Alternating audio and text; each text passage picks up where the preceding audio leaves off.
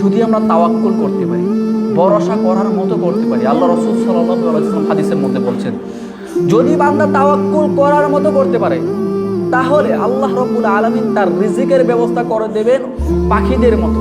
যেভাবে পাখিরা সকাল বেলায় খালি পেটে বের হয় এবং সন্ধ্যাবেলায় যখন তারা ফিরে আসে ভরপুর পেট খেয়ে তারা ফিরে আসে। আল্লাহ রাসূল সাল্লাল্লাহু আলাইহি ওয়াসাল্লাম বলছেন, যদি মানুষ তাওয়াক্কুল করার মতো তাওয়াক্কুল করতে পারে, আল্লাহর উপর ভরসা সঠিকভাবে করতে পারে, তাহলে তাদের রিজিক নিয়ে কোনো চিন্তা করা লাগবে না। তাদের রিজিক এমনভাবে আল্লাহ সুবহানাহু ওয়া তাআলা ব্যবস্থা করবেন যেভাবে পাখিদেরকে ব্যবস্থা করে দেন। আপনি নিজে দেখেন, পাখিদের কোনো ইনকাম সোর্স আছে, তাদের কোনো আর্থিক কোনো লেনদেন আছে, কিন্তু আল্লাহ সুবহানাহু ওয়া তাআলা কি সিস্টেম অনুযায়ী তাদেরকে খাবার দিচ্ছেন। কোনোদিন দেখছে মানুষকে এমনি হাজার হাজার পাখিকে জড়ো করে একত্রে পালন করছে, লালন পালন করছে, এভাবে না, তাদেরকে রিজিকের ব্যবস্থা আল্লাহ সুবহানাহু ওয়া তাআলা করে দিচ্ছেন।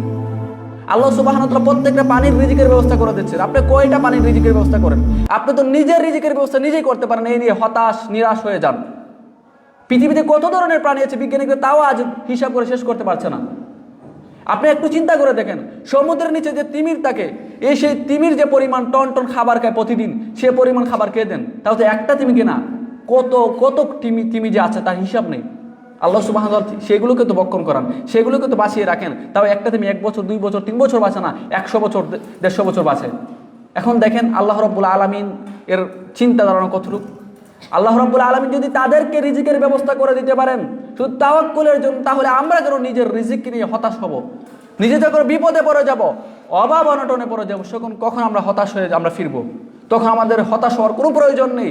যে মহান রব্বুল আলামিন আমাদেরকে ঘোষণা দিচ্ছেন যে তোমরা হতাশ হবে না, তোমরা সর্বদাই আল্লাহর উপর ভরসা করো। আল্লাহর উপর ভরসা করলে আগুন থেকে মুক্তি হওয়া যায়। আপনি নবীদের দিকে তাকান নাই?